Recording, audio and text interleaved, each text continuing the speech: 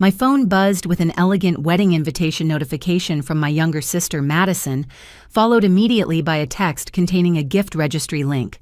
Opening it revealed not typical registry items, but 5 luxury demands: a downtown penthouse apartment worth $2.5 million, a Mercedes S-Class for $150,000, a Cartier jewelry set, priced at $75,000, a year-long world cruise honeymoon, costing $50,000, and the smallest option being $10,000 cash for miscellaneous expenses.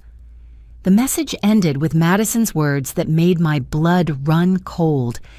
"Pick whichever speaks to your heart as my loving sister." I stared at that outrageous list while memories flooded back, painting a picture of how we'd gotten to this point. Madison came into this world 5 years after me, instantly becoming the center of attention in our modest suburban home. Everything changed when our mother passed away from cancer just after Madison's 10th birthday, leaving me at 15 to navigate grief while watching our father fall apart. Within 18 months, he'd remarried Catherine, a woman from his office who came from old money and had very specific ideas about how life should be lived. Catherine transformed our simple household into something unrecognizable, enrolling Madison in private schools and buying her designer clothes while barely acknowledging my existence. I became the ghost in my own home, eating dinner alone, while they attended country club events where Madison learned to expect luxury as her birthright. My father seemed relieved to let Catherine take charge, never noticing how she systematically erased any trace of our mother, or questioned why I spent more time at the library than at home. College became my escape route at 18, cobbling together scholarships and working 3 jobs to avoid asking for help I knew wouldn't come. Those early morning shifts at the campus coffee shop and late nights coding for startups taught me resilience Catherine's money never could. While Madison posted spring break photos from Cabo and complained about her BMW being the wrong shade of blue, I built my skills one exhausting day at a time. My tech consulting firm started in a cramped apartment with secondhand computers and more ambition than capital. 7 years of 16-hour days, failed pitches, and ramen dinners. Later, I'd built something substantial enough to employ 30 people and attract major clients. Success felt sweeter because I'd earned every cent without family connections or trust funds to fall back on. Madison must have noticed my LinkedIn updates and the tech magazine feature about young entrepreneurs to watch, because suddenly she remembered having a sister. Her engagement announcement 6 months ago marked the first time she'd contacted me in 2 years, and now this gift list made her intentions crystal clear. What I discovered next changed everything. My best friend Sarah, who worked in social media marketing, called that evening with concern in her voice. She'd stumbled across Madison's private Instagram where she'd been documenting her wedding planning for months. The post painted me as the villain in her fairy tale, the sister who abandoned the family to chase money and now refused to share my success. According to her creative narrative, I owed her for leaving her behind with a stepmother she claimed was difficult, conveniently forgetting how Catherine had showered her with everything she'd ever wanted. One particular post made my hands shake with anger. Madison had written a long caption about how families should support each other, how my success came from opportunities our family provided, and how this wedding gift was my chance to finally make amends for years of absence. The comments from her friends ranged from sympathy to outrage on her behalf, calling me selfish and heartless based on her carefully crafted lies. My decision to select the $10,000 cash option took less than a minute, though I knew it would unleash a storm. The first message arrived within an hour of my RSVP submission. Madison's text dripped with disbelief and disappointment. "Really, after everything our family did for you, you're choosing the cheapest option when we both know you could afford so much more." Before I could craft a response, my phone rang with my father's ringtone, a song my mother used to hum that he'd never changed. His voice carried that familiar weakness I'd heard so many times when he chose Catherine's comfort over standing up for what was right. "Catherine says you're being selfish with your success hoarding money, while your sister celebrates the most important day of her life." The accusations stung because they revealed how little he understood about my journey. Every dollar in my accounts represented nights I'd gone without sleep, deals I'd fought to close, and problems I'd solved without anyone to guide me. Yet here he was parroting Catherine's words, like a script, never once asking about my life or acknowledging what I'd overcome. By evening, my phone wouldn't stop buzzing with calls and texts from relatives I hadn't heard from in years. Aunt Beverly, who'd forgotten my birthday for a decade, suddenly remembered I existed long enough to lecture about family obligations. Cousin Marcus, who'd borrowed $5,000 for a failed restaurant venture and never paid it back, sent a lengthy message about supporting each other through life's milestones. Madison's manipulation reached new heights at her bridal brunch, an event I learned about through Facebook photos since my invitation had mysteriously gotten lost. She'd created an elaborate gift display with elegant cards, announcing each contribution, making sure everyone knew who'd given what. Where my name should have appeared sat an empty space with a small sign reading, "Pending," that might as well have been a scarlet letter. The photos showed her dabbing at fake tears, while her bridesmaids comforted her the perfect performance of a bride betrayed by family. Comments poured in, expressing shock at my absence and promising to make her day special, despite having such an unsupportive sister. Each notification felt like another twist of the knife she'd strategically placed between my ribs. Sarah called again that night with information that made everything click into place. Through her marketing connections, she'd learned Madison had hired a social media manager specifically to craft her online presence during wedding planning. Every post, every photo, every story was calculated to present her as the perfect bride overcoming family drama, building her following and sympathy simultaneously. The most disturbing revelation came from an unexpected source. Grace, my executive assistant, approached me privately after noticing my distraction during meetings. Her sister worked at the bank where I'd maintained my first savings account, the one I'd opened at 16 and forgotten to close. She'd overheard concerning activity involving that account and thought I should know. My hands trembled as I logged into the old account for the first time in years. Madison was listed as an authorized user, something I'd added during her freshman year when she'd called crying about textbook costs. I'd meant to remove her access after graduation, but lost track among building my business. The transaction history made my stomach drop. Small withdrawals scattered across 24 months told a story of systematic theft. 200 here, 500 there, amounts calculated to fly under the radar of someone who'd moved on to bigger accounts. The total reached $30,000, money I'd never noticed missing, but that Madison had used to fund the lifestyle she presented online. Sleep eluded me that night as I processed the depth of Madison's deception. At 2 a.m, my phone screen illuminated the darkness with another message from her.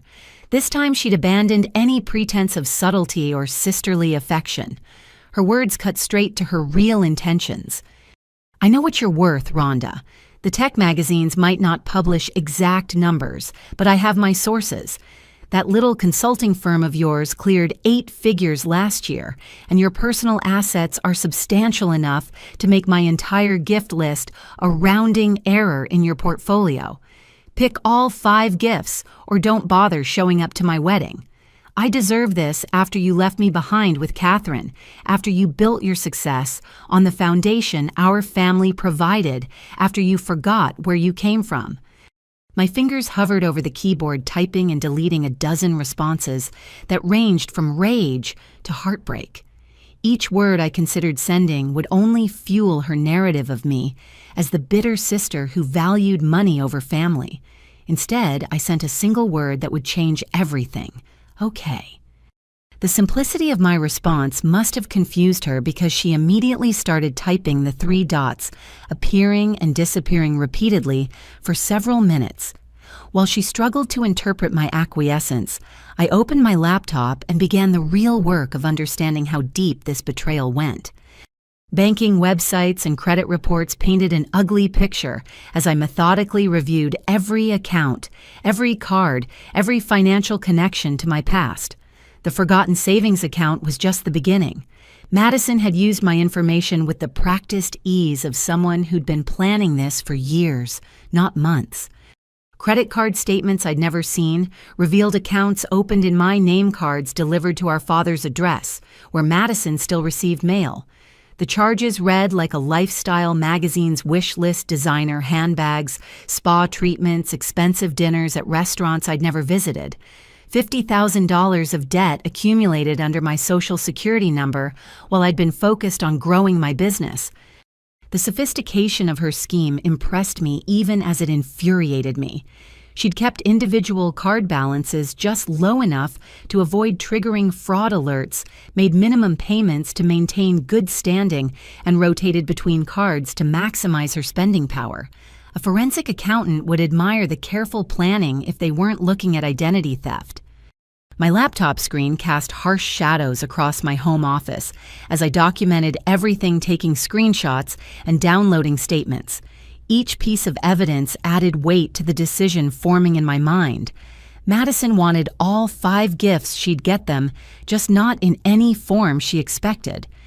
Patricia, my lawyer and former college roommate, answered on the third ring despite the late hour. We'd supported each other through law school and startup life, creating an unbreakable bond of mutual respect. Her voice sharpened from groggy to alert as I explained the situation, her legal mind already working through possibilities. By dawn, we had a plan that would give Madison exactly what she'd demanded while protecting myself and potentially helping her recognize the magnitude of her actions.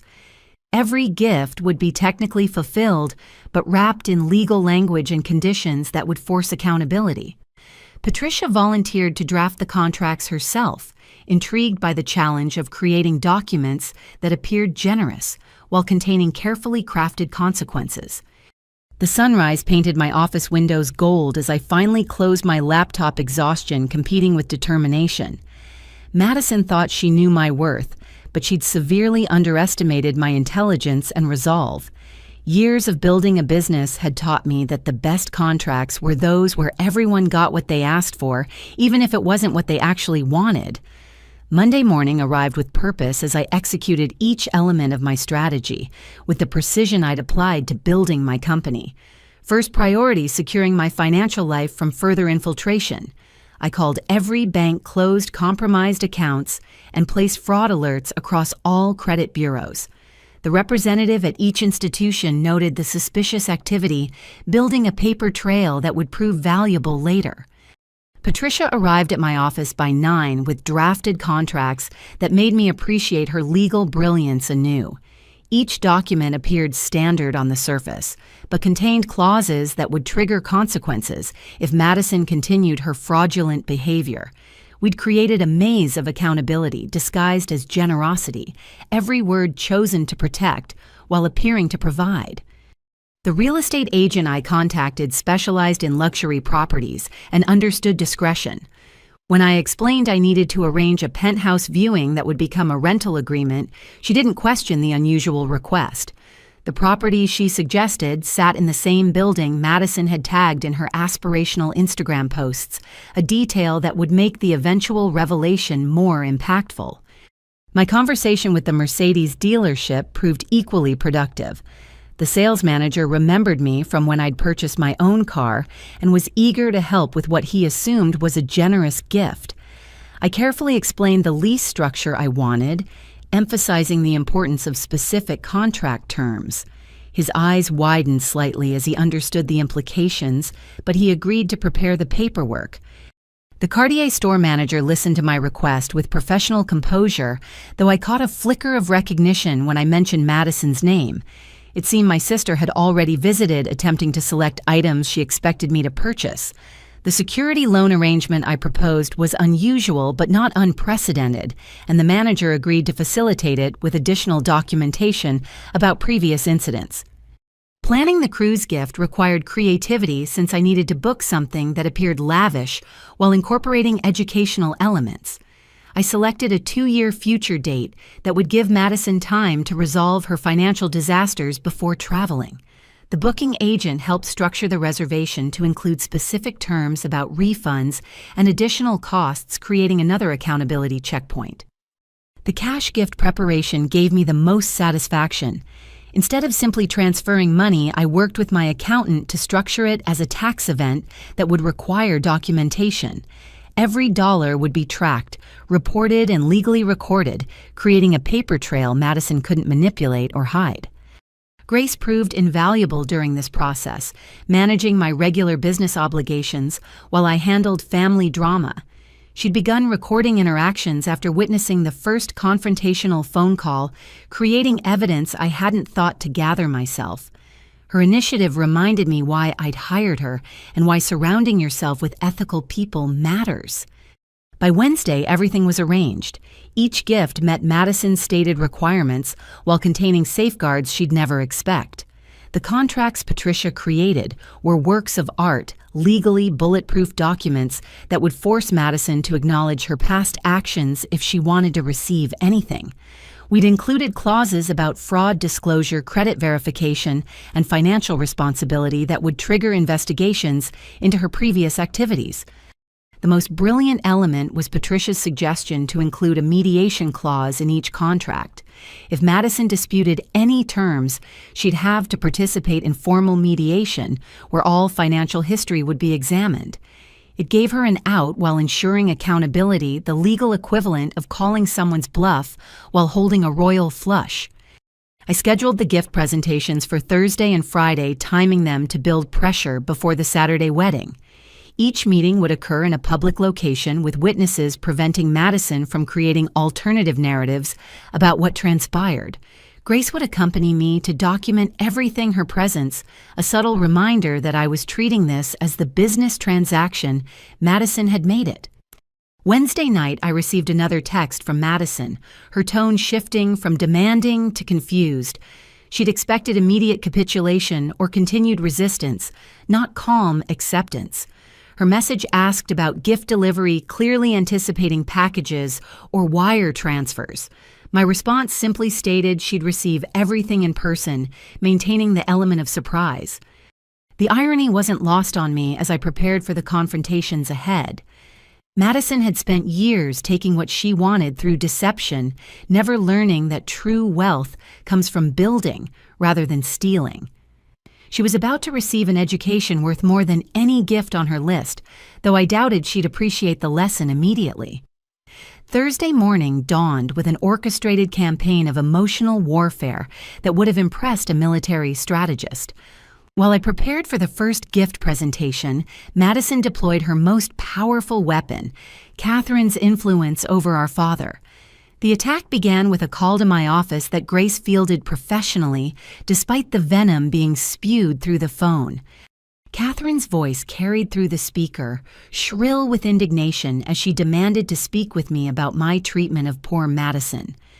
When Grace politely explained I was in a meeting, Catherine's response revealed her true nature.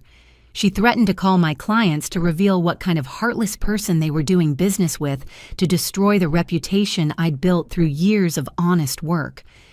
The recording device captured every word as Catherine spun a tale of family sacrifice and abandonment. According to her revisionist history, they'd supported me through college, provided the foundation for my success, and received nothing but cold rejection in return. The lies flowed so smoothly, I might have believed them if I hadn't lived through the reality of working 3 jobs while she bought Madison designer jeans. Within an hour, the assault escalated beyond phone calls. Madison had crafted a social media post that walked the line between defamation and emotional manipulation. Without naming me directly, she wrote about the pain of having a sister who chose money over family, who forgot her roots the moment success arrived, who couldn't spare time or resources for the most important day of her baby sister's life. The post included a childhood photo of us that twisted my heart.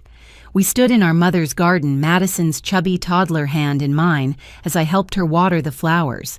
The caption read, "Some people forget who held their hand when they were small. I still remember, even if she doesn't." The comment section exploded with sympathy and outrage from her carefully cultivated audience. My employees began receiving LinkedIn messages from anonymous accounts, questioning my character and leadership.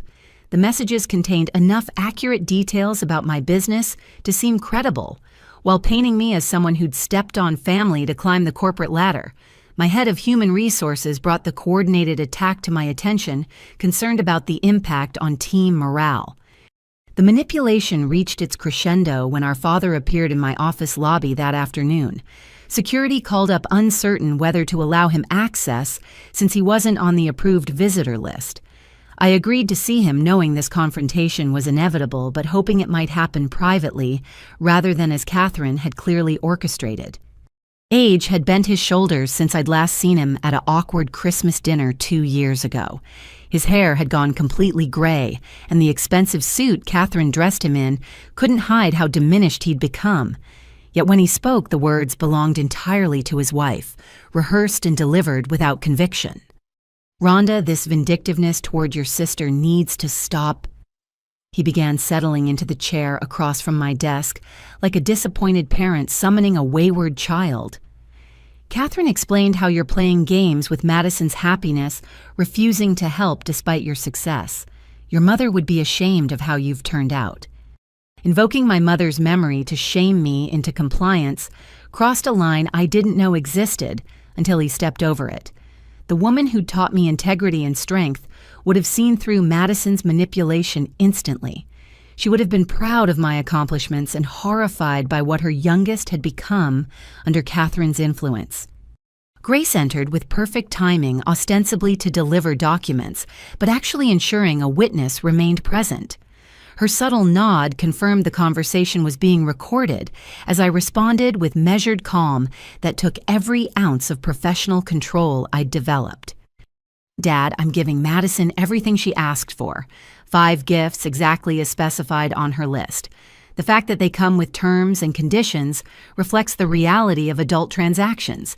If she's unhappy with that, perhaps she should examine why she felt entitled to demand such extravagant gifts in the first place."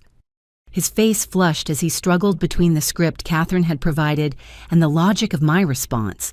The father I remembered from before Mom's death flickered briefly in his eyes, the man who'd taught me to ride a bike and cheered at my science fair victories. But Catherine's influence proved stronger, and he launched into accusations about jealousy and selfishness that sounded hollow even to him. The meeting ended when I pulled up the bank statements showing Madison's theft on my monitor, turning the screen so he could see the evidence clearly. His face went pale as he recognized the implications, the careful documentation that would hold up in any legal proceeding. He left without another word, shoulders slumped with the weight of realizing his youngest daughter might not be the victim she portrayed. That evening, Grace revealed she'd been tracking the source of the anonymous LinkedIn messages. They originated from the same IP address as Madison's social media manager, confirming the coordinated nature of the attack. We compiled everything into a folder, Patricia labeled Evidence of Harassment. Another piece of leverage should legal action become necessary. Madison's response to her father's failed mission came through a group text, including extended family members. She announced she was considering uninviting me from the wedding due to my toxic behavior, and asked for everyone's input on whether families should be held to higher standards of generosity. The responses ranged from diplomatic deflection to enthusiastic agreement that I was being unreasonable. My cousin Janet, the only relative who'd maintained contact over the years, called privately to warn me about the family consensus building against me. She'd attended the bridal shower where Madison had performed a tearful speech about sisterhood and disappointment, complete with strategic pauses for tissue dabbing. The audience had eaten up every manufactured moment. Friday arrived with the kind of crisp autumn air that made the city skyline shimmer against a cloudless sky. I dressed carefully in my best business suit armor for the battle ahead. Grace accompanied me to the luxury hotel where Madison had requested we meet her presence, both professional support and strategic witness to whatever drama would unfold. The property gleamed with the kind of opulence Madison craved, all marble floors and crystal chandeliers that threw rainbow patterns across cream-colored walls. She waited in the lobby bar positioned where other guests would witness our interaction.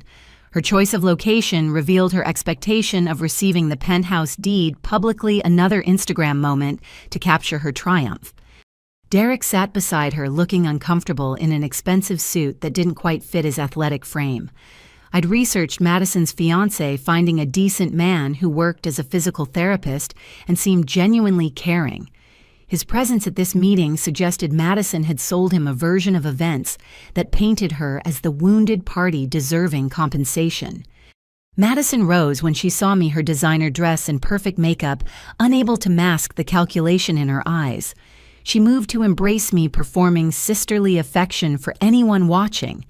I accepted the hug briefly before stepping back, maintaining professional distance that clearly frustrated her choreographed scene. "Rhonda, I'm so glad you came around," she gushed loud enough for nearby tables to hear. "I knew you'd understand how important family is once you had time to think about it.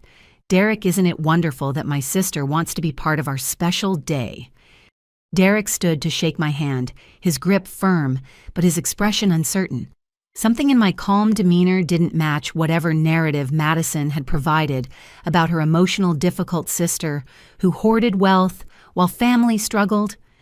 Grace positioned herself discreetly at a nearby table tablet, ready to document everything.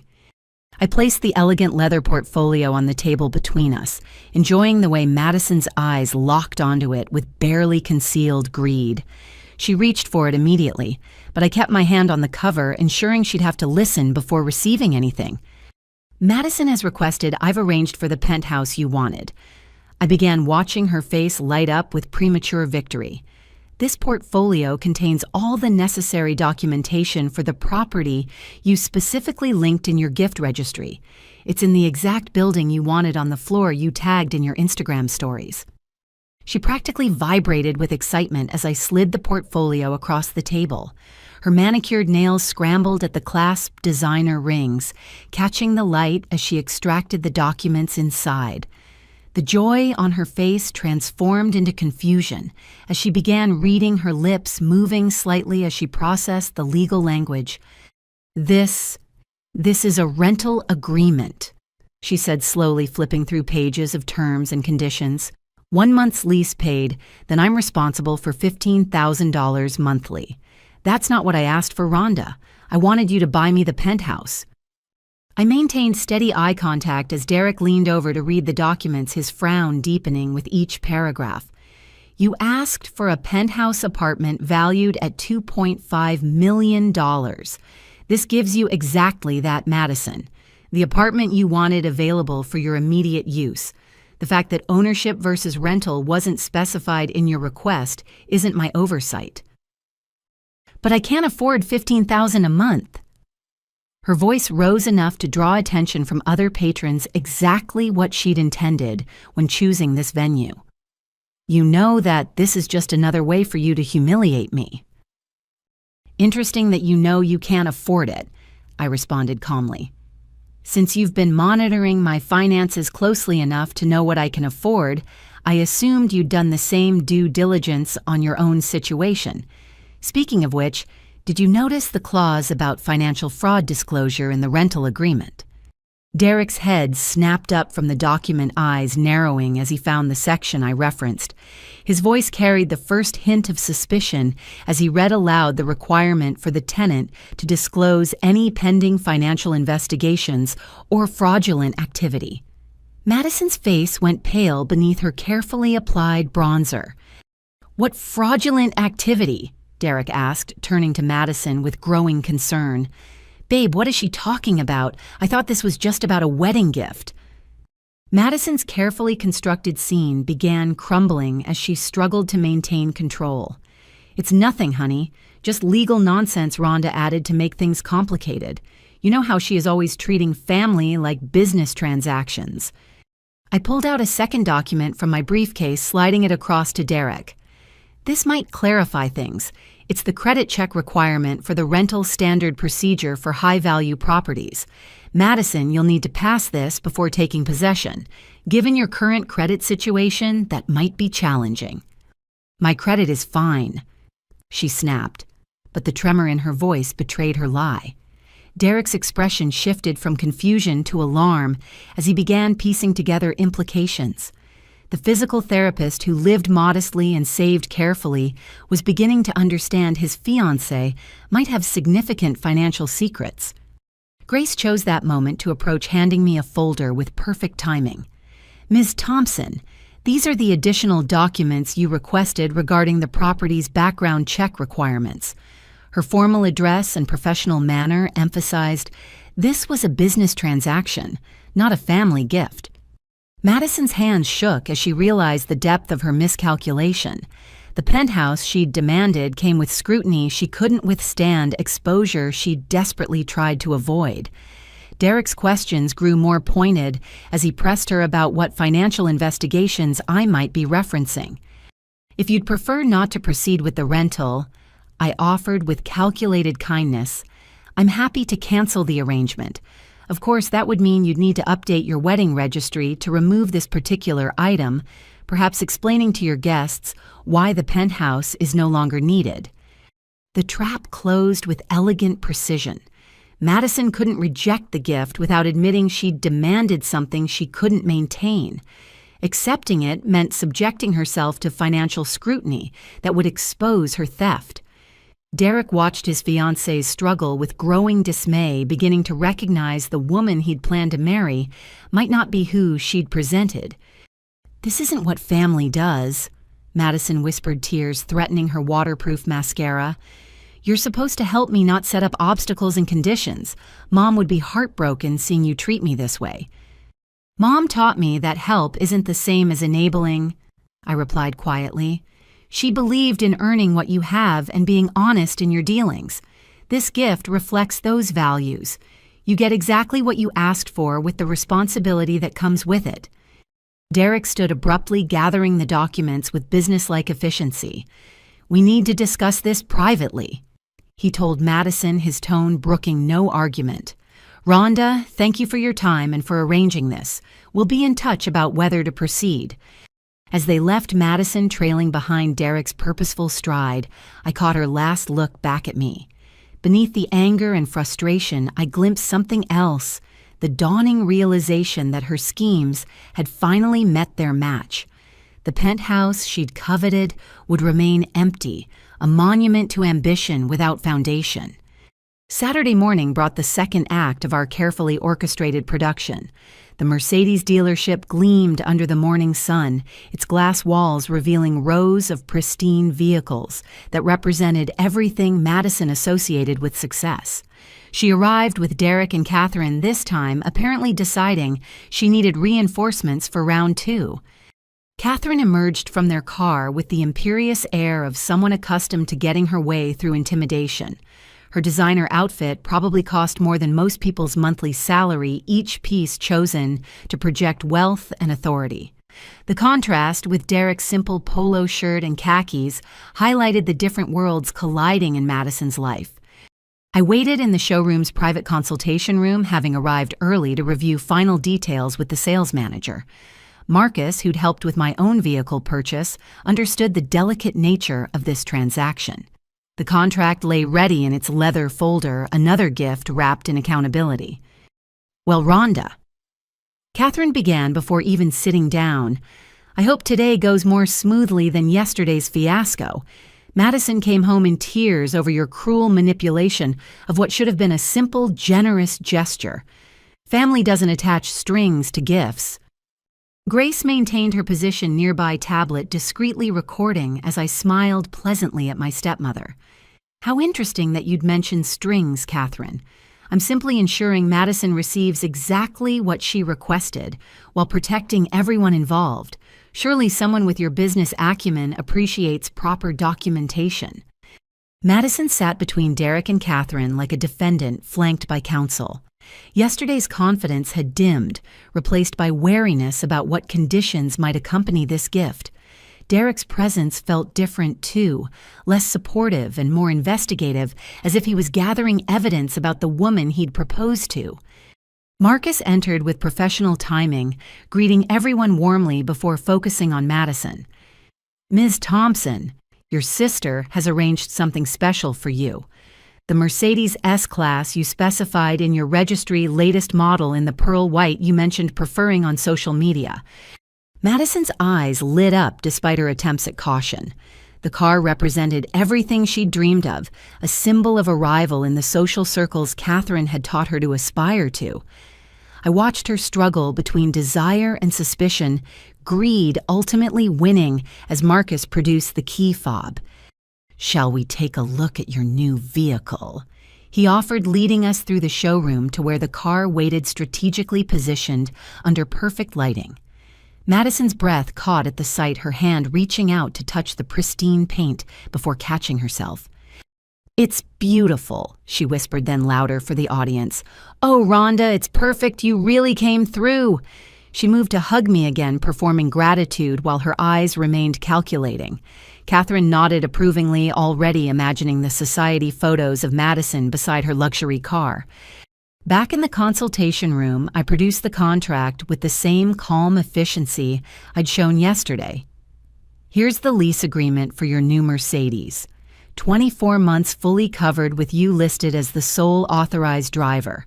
Marcus will walk you through the terms." Derek leaned forward immediately, his analytical mind already scanning for catches. He found them quickly, his voice tightening as he read key passages aloud. "The lessee must maintain continuous insurance coverage at specified levels. Any lapse results in immediate repossession. The lessee cannot have any outstanding debts in active litigation.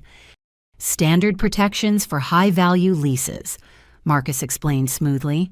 "We need assurance the vehicle will be properly maintained and protected. The insurance requirements are actually quite reasonable for this class of car." Catherine snatched the contract, her practiced eye searching for loopholes. Her expression soured as she found the clause that made Madison solely responsible for any damages tickets or issues arising from use. No one else could drive it, and any attempt to add authorized users would trigger review of the lessee's financial standing. "This is ridiculous," Catherine declared. "Who puts these kinds of restrictions on a gift you're basically lending her a car with a sword hanging over her head? One missed insurance payment, and she loses it." "Which assumes Madison might miss payments," I observed mildly. "Since she assured me she's financially stable enough to demand a luxury vehicle, maintaining insurance should be simple. Unless there's something about her financial situation I should know." Madison's face cycled through emotions as she processed the trap. Accepting meant agreeing to terms that would expose her if she couldn't maintain the obligations. Refusing meant explaining to everyone why she'd turned down the exact car she'd demanded. Derek watched her struggle with increasing concern. "There's also this interesting clause," Derek continued, voice hardening. "Any attempt to use the vehicle for fraudulent purposes, including using it as collateral for loans or misrepresenting ownership, results in immediate termination and potential criminal charges. Madison, why would your sister include that?" The silence stretched uncomfortably as Madison searched for an explanation that wouldn't raise more questions. Catherine jumped in with bluster about family trust and unnecessary complications, but Derek's focus remained locked on his fiancée. The physical therapist who'd saved carefully for their future was beginning to understand the financial quicksand he'd almost entered. Marcus, maintaining professional discretion, offered to give them time to review the contract privately. As he stood to leave, he casually mentioned, "Ms. Thompson, there is one other matter. Our finance department flagged some concerns when we ran the standard checks. Something about previous attempts to use your sister's information for vehicle purchases." The blood drained from Madison's face as Derek's expression transformed from concern to shock. "You tried to buy cars using Rhonda's information. When how many times?" His questions came rapid fire as Madison stammered incomplete denials. Catherine attempted damage control, insisting it was all misunderstanding and miscommunication. But Marcus quietly placed a security report on the table, showing 3 attempted purchases over 18 months each, using my social security number with slightly altered personal details. The evidence was damning and undeniable. "This ends now," Derek announced, standing with barely controlled anger. "Madison, we're leaving. You're going to explain everything on the drive home. Everything, including why your sister felt the need to protect herself with these contracts." Madison's tears finally spilled over her mascara, running in dark streams. "It's not what it looks like. I can explain. Rhonda's making this seem worse than it is." Her pleas fell on deaf ears as Derek collected the contract, folding it carefully into his pocket. "I'll be in touch about whether we proceed with the lease," he told me formally. "Thank you for your transparency, Rhonda. I'm beginning to understand why you structured things this way." His look toward Madison contained disappointment deep enough to drown in. As they filed out, Catherine supporting a sobbing Madison, while Derek walked separately, I felt no satisfaction in the revelation. Watching my sister's carefully constructed image crumble brought only sadness for the honest relationship we might have had if she'd chosen a different path. Marcus returned after seeing them out, shaking his head. "In my 20 years here, I've never seen anything quite like that." The young man seemed genuinely blindsided. "Think he'll still marry her?" I gathered my things, considering the question. That depends on whether Madison finally tells the truth or doubles down on deception. Either way, she's learning that luxury comes with a price tag beyond money. The Cartier boutique occupied a corner of the city's most exclusive shopping district, its windows displaying treasures that cost more than most annual salaries. I arrived to find Madison already there with Catherine, their heated discussion visible through the glass doors. No Derek this time, his absence speaking volumes about yesterday's revelations. The store manager, Elizabeth, greeted me with professional warmth tinged with curiosity. We'd spoken several times during the week as I arranged this unusual transaction, and she'd been remarkably accommodating given the circumstances. Her discretion regarding Madison's previous visit had been particularly appreciated. "Your sister and stepmother arrived 20 minutes ago," Elizabeth informed me quietly. "They've been examining the set you specified, though there seems to be some confusion about the terms. Should I give you a moment before we proceed?" Through the window, I watched Catherine gesture emphatically while Madison stood with arms crossed, her body language radiating defiance.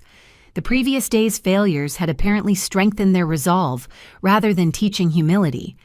I nodded to Elizabeth, following her inside where the confrontation would reach its crescendo. The jewelry set lay displayed on black velvet, each piece catching light like captured stars. The necklace, earrings, and bracelet represented exactly what Madison had specified in her registry, down to the catalog numbers she'd meticulously listed. $75,000 of crystallized perfection, waiting to adorn a bride who'd stolen to achieve her dreams. "Finally," Catherine announced as I approached, "maybe now we can complete at least one gift transaction without your ridiculous conditions and accusations. Madison deserves to wear beautiful jewelry on her wedding day without jumping through hoops." Madison's appearance showed the strain of recent days. Her usually perfect makeup couldn't quite hide the puffiness around her eyes or the tension in her jaw. Whatever conversations she'd had with Derek hadn't gone well, and she was directing that frustration squarely at me. "Hello, Madison," I said calmly. "The jewelry you requested is ready. Elizabeth will explain the arrangements I've made for your wedding day." I gestured to the store manager, who maintained her professional composure despite the obvious tension. Elizabeth cleared her throat delicately. "Ms. Thompson has arranged a security loan for this set. You'll have full use of all pieces for your wedding day and the following day. The security deposit has been paid and will be refunded upon the set's safe return within 48 hours, undamaged and complete." The explosion was immediate. Madison's voice rose to a pitch that made other customers turn. "A loan? You're loaning me jewelry like I'm some charity case who can't be trusted. This is beyond insulting Rhonda. You're trying to humiliate me." "You asked for Cartier jewelry worth $75,000, I responded evenly. "This gives you exactly that for your wedding. The loan structure simply ensures responsible handling of valuable items. Many brides use borrowed jewelry for their weddings." Catherine's face flushed dangerously. "This is spite pure and simple. You have the money to buy this outright, but choose to make Madison feel small. What kind of sister does this? What kind of person takes joy in another's disappointment?" Elizabeth intervened with practiced diplomacy. Perhaps I should mention that security loans are quite common for special occasions. Many of our clients prefer this option as it allows them to wear exceptional pieces without the long-term insurance obligations. But that's not what I wanted. Madison's control finally shattered completely. I wanted to own them, to have them as heirlooms to pass down to my children. You're giving me costume jewelry treatment when I asked for real gifts. Interesting perspective, I mused, considering your history with borrowing things that weren't offered. Elizabeth, perhaps you could share what happened during Madison's previous visits to the store. The manager's expression remained neutral, but her words cut precisely. We do have security footage from 6 months ago showing Ms. Madison Thompson attempting to make purchases using documentation that wasn't her own. Our fraud prevention team filed reports with the appropriate authorities. Catherine's mouth opened and closed soundlessly as Madison went white. The revelation that her theft extended beyond family into criminal territory clearly shocked even her enabling stepmother. Other customers pretended not to watch while absolutely watching every moment of the unfolding drama. That's a misunderstanding, Madison stammered. I had permission to use that information. Rhonda had agreed to buy me jewelry for my engagement. Tell them Rhonda...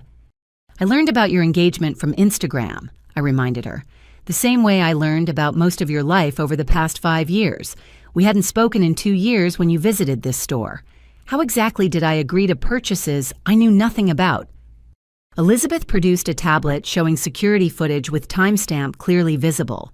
Madison entering the store presenting documents attempting to complete a purchase worth $40,000. The image quality left no doubt about her identity or intentions. Our policy requires prosecution for attempted fraud over $10,000. Elizabeth continued calmly. However, given Ms. Rhonda Thompson's intervention and agreement to handle this as a family matter, we've held off formal charges. That clemency is contingent on no further attempts. Catherine found her voice, though it lacked its usual authority. This is entrapment. You set this up to embarrass Madison. How dare you involve law enforcement threats in family gift-giving? I involved nothing, I corrected. Madison involved herself when she committed identity theft. The loan arrangement ensures she gets the jewelry she wants for her wedding while protecting the store's interests. Would you prefer I hadn't intervened and let charges proceed? Madison sank into a nearby chair, the fight draining from her as consequences piled upon consequences. Her whispered question carried defeat I'd never heard before. Does Derek know about this too? I don't know what Derek knows, I answered honestly. That depends on how truthful you've been with him. The security footage exists regardless of who sees it. The question is whether you'll continue this pattern or finally choose honesty. Elizabeth gestured to the loan documents waiting on the counter. The terms are quite generous, actually. Full use for 48 hours, professional cleaning included, and insurance covered by the security deposit. Many brides would be thrilled with this arrangement. But everyone will know it's borrowed. Madison's last protest came out as a wail. They'll see the loan tags, know I couldn't afford real Cartier. The whole point was to show that I've made it, that I belong. No, I said firmly. The whole point was to get married to someone you love, surrounded by people who care about you. The jewelry was supposed to be an accent, not the main event. When did you lose sight of that, Madison?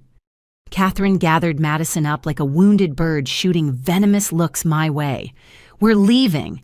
This circus of humiliation ends now. Keep your loans and your conditions and your righteous judgment. We don't need anything from you. Actually, Madison said quietly, stopping Catherine's dramatic exit. I do need it for the wedding. Derek's family will expect appearances matter.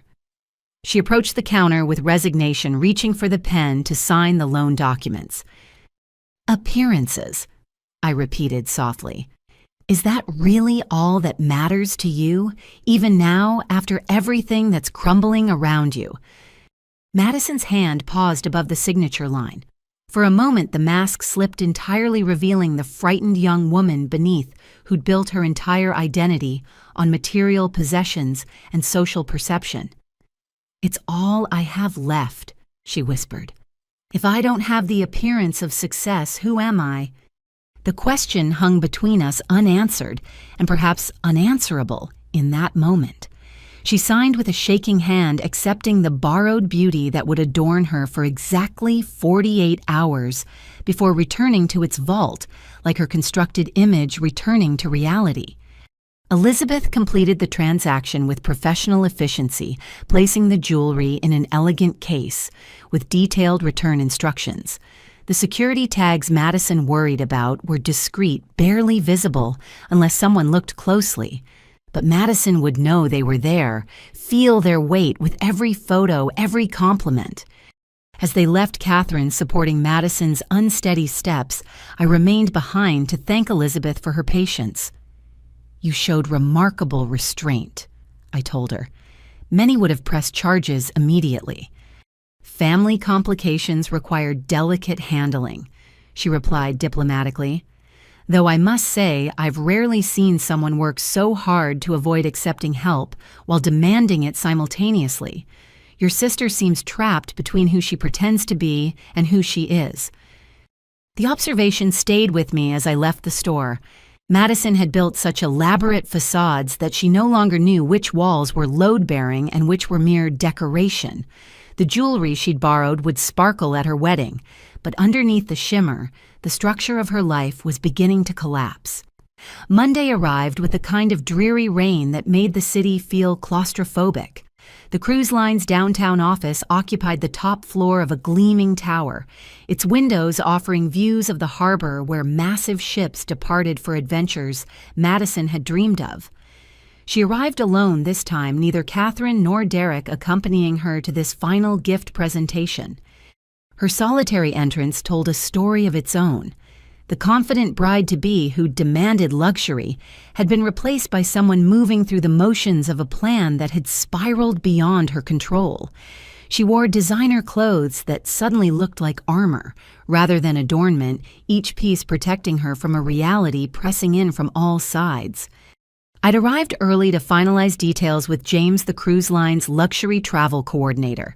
He'd been intrigued by my unusual request, creating a booking that technically fulfilled every requirement while incorporating educational elements about financial responsibility. The documents waited in an embossed folder that looked like a gift but contained hard lessons. Rhonda Madison greeted me with exhausted resignation. "Let's just get this over with. What creative torture have you designed for the honeymoon gift, a rowboat with a map, a swimming lesson voucher?" Her attempt at bitter humor fell flat, lacking the energy for real confrontation. I gestured to the conference room where James waited with presentation materials about the cruise she'd specified. Even defeated, her eyes showed a flicker of interest at the glossy photos of exotic destinations. James launched into his presentation with professional enthusiasm, describing the world cruise in detail. "Your sister has arranged a remarkable journey, Ms. Thompson. 67 ports across 6 continents, luxury accommodations, all the amenities you specified in your registry. The Sapphire Suite on Deck 15 with private balcony and butler service." Madison's facade cracked slightly, hope creeping back into her expression. "You actually booked it. The full world cruise." She turned to me with genuine surprise. That's $50,000.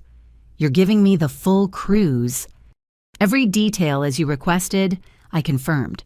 "James, please explain the booking specifics so Madison understands exactly what she's receiving." The coordinator's smile remained fixed as he revealed the carefully structured terms. "The cruise is booked for departure in 2 years, giving you time to prepare for such an extensive journey. It's fully transferable to the dates you prefer within that window subject to availability." 2 years. Madison's voice rose slightly. "But the wedding is this Saturday. We plan to leave next month." "Ah, yes, about that," James continued smoothly. "The booking is completely flexible, but there are some financial requirements. Port fees, taxes, and gratuities aren't included in the base price. Those total approximately $15,000 payable 30 days before departure." I watched Madison's face as she processed the mathematics. The gift she'd demanded came with a price tag she'd have to pay, just like the penthouse and car. Each present technically fulfilled her requirements while forcing accountability she'd spent years avoiding. There's also the matter of the booking being fully refundable. James added, but only to the original purchaser. So while you can use the cruise, any cancellation would process the refund to Ms. Rhonda Thompson. This protects the gift's value while ensuring its intended use. So I can't sell it, Madison said flatly. I can't convert it to cash or trade it for something else. I'm stuck with a cruise I can't afford to take for 2 years that you'll get back if I don't use it. You're not stuck with anything, I corrected gently. You have 2 years to save $15,000 for the trip of a lifetime. That's $625 a month, less than you spent on designer handbags last year using credit cards in my name. The reference to her theft made Madison flinch. How long are you going to hold that over my head? I made mistakes, okay? Is this your way of punishing me forever? James discreetly excused himself, sensing the conversation had moved beyond travel arrangements. Once alone, Madison slumped in her chair, the weight of accumulated consequences finally breaking through her defenses. Derek's family is asking questions, she admitted quietly. About the gifts, about our finances, about why you're structuring everything so strangely. His mother actually asked if I have a gambling problem or hidden debts. Can you imagine how humiliating that was? More or less humiliating than discovering your sister has been stealing from you for years, I asked without malice, or finding out she's committed credit fraud that could result in criminal charges. We all have our humiliations. Madison. She stared at the cruise brochures spread across the table, glossy promises of escape from the mess she'd created. He hasn't called off the wedding yet, but he made me show him everything. Every credit card, every loan, every financial mistake. Do you know what it's like to watch someone you love realize you're not who they thought? No, I admitted. But I know what it's like to realize someone you love isn't who you thought they were. It happened when I discovered my baby sister had become a thief who felt entitled to everything I'd earned. Tears finally came, not the dramatic production she'd performed before, but quiet drops of genuine remorse. I don't even know how it started. Catherine always said we deserved nice things that you owed us for leaving. She made it sound reasonable, like I was just claiming my share of family success. Catherine says many things I observed. But you're 27 years old, Madison. At some point, her voice became your choice. Every fraudulent purchase, every stolen withdrawal, every lie to Derek, those were your decisions. She wiped her eyes with tissues James had thoughtfully left. The wedding might not even happen now. Derek wants to postpone until we complete financial counseling. His family thinks I'm a gold digger. Your gifts just confirmed their suspicions. My gifts revealed the truth, I corrected. If Derek stays, it's because he sees something worth salvaging beneath the deception. If he leaves, it's because the foundation was lies. Either way, you'll know where you really stand. Madison gathered the cruise documents with shaking hands. 2 years. You really think I can change that much in 2 years? Save money, legitimately pay off debts, become someone who deserves a luxury cruise? I think you can become someone who doesn't need a luxury cruise to feel valuable, I replied. The trip would just be a bonus for the person you could become if you choose growth over grievance. She stood to leave, looking smaller than when she'd arrived despite her designer heels. At the door, she turned back with one final question. If I change, if I really do the work and become better, will you ever forgive me? Madison Chiwa. I said gently, I'm giving you these gifts. I'm here despite everything. Forgiveness isn't the question. It's whether you'll forgive yourself enough to become who you're meant to be. She left without another word, carrying cruise documents for a journey that might never happen, and metaphorical tickets for a transformation that had to begin now. The Pacific Ocean waited beyond the harbor, vast and patient, indifferent to whether Madison Thompson would ever sail its waters or remain trapped in the shallow pools of her own making. Tuesday morning arrived with unexpected sunshine that seemed to mock the storm brewing in my family. I sat in my office reviewing the final gift documentation when Grace knocked her expression conveying concern mixed with professional composure. "Madison is in the lobby," she announced, along with someone who claims to be her attorney. "Should I have security on standby?" The appearance of legal counsel suggested Madison had chosen escalation over acceptance. I straightened my jacket and prepared for whatever desperate gambit she'd conceived. "Send them up, but stay close. Document everything." Madison entered with a man in an ill-fitting suit who looked fresh from law school, probably the only attorney she could afford. Her bravado had returned, fueled by righteous indignation and terrible advice. She marched to my desk like someone reclaiming stolen territory. "This is Bradley Hutchins," she announced. "He's reviewed your so-called gifts and confirmed what I suspected. You're not giving me anything. You're setting traps designed to humiliate me. He says I have grounds for emotional distress and defamation." Bradley cleared his throat nervously, clearly uncomfortable with the family drama he'd walked into. "Ms. Thompson, Rhonda, your sister has concerns about the conditional nature of these gifts. The contracts appear designed to expose her to liability rather than provide genuine wedding presents." I smiled pleasantly while Grace positioned herself to record. "Mr. Hutchins, are you familiar with the concept of conditional gifts in contract law? They're quite common and completely legal. Each gift fulfills exactly what Madison requested, with terms that protect all parties involved. But the intent seems malicious." He pressed, gaining confidence. "Forcing credit checks requiring financial disclosures, setting impossible conditions. These aren't acts of generosity, but deliberate obstacles." "Interesting perspective," I mused. "Tell me, did Madison explain why such protections might be necessary? Did she mention the $30,000 stolen from my accounts, or the $50,000 in fraudulent credit cards opened in my name?" Bradley's face went pale as he turned to Madison. "You didn't mention any theft. You said this was about family jealousy and withholding rightful support." His voice carried the dismay of someone realizing they'd been manipulated into a losing position. Madison's mask slipped again, fury replacing calculation. "Those are unproven accusations. You have no evidence I took anything. This is just another way to paint me as the villain when you're the one hoarding wealth." I opened my desk drawer and removed a thick folder, placing it deliberately on the desk. "Unproven." This contains bank statements, credit reports, security footage, and fraud alerts spanning 2 years. Would you like your attorney to review the evidence before making more false claims? Bradley reached for the folder with shaking hands, his expression growing more horrified with each page. Transaction histories, unauthorized access logs, forged signatures.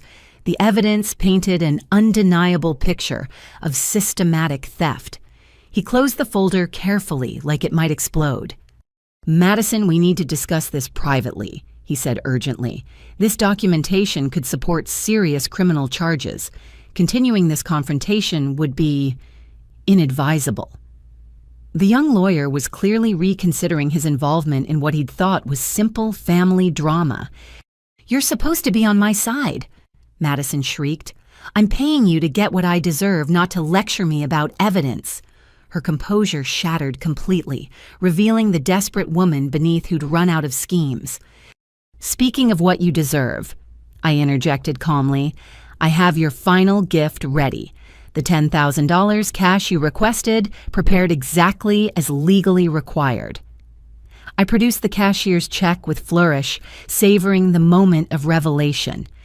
Madison reached eagerly before freezing at the payee line Internal Revenue Service. The memo line read clearly, "Gift tax payment for Madison Thompson, donor Rhonda Thompson." Her face cycled through confusion, understanding, and rage in seconds. "This is a tax payment," she screamed. "You're giving my money to the IRS. This isn't a gift, it's spite, pure vindictive spite." She waved the check like evidence of my cruelty performing for an audience of 2 increasingly uncomfortable witnesses. It's exactly what you asked for, I explained patiently. $10,000 in your name, handling the tax obligations that come with substantial cash gifts. Unless you'd prefer I didn't declare it adding tax evasion to your growing list of financial crimes. Bradley stood abruptly, distancing himself physically and professionally. I can't continue representing you, Madison. This situation involves potential criminal liability I wasn't informed about. I'd advise you to seek counsel experienced in fraud defense. You can't just abandon me. Madison turned on him with desperation. I'll sue you too. I'll sue everyone. This is conspiracy, entrapment, family abuse. Her threats rang hollow, the final gasps of someone who'd weaponized victimhood until the weapon turned on her. Grace stepped forward diplomatically. Perhaps we should take a break. Emotions are running high, and making threats in front of witnesses isn't advisable. Her tone suggested security was moments away if needed. Madison collapsed into a chair, the fight draining from her like air from a punctured balloon. The wedding is in 4 days, she said to no one in particular. 4 days and I have nothing.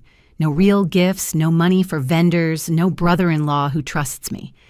You have exactly what you demanded, I reminded her. 5 luxury gifts that could be yours if you met basic requirements of honesty and accountability.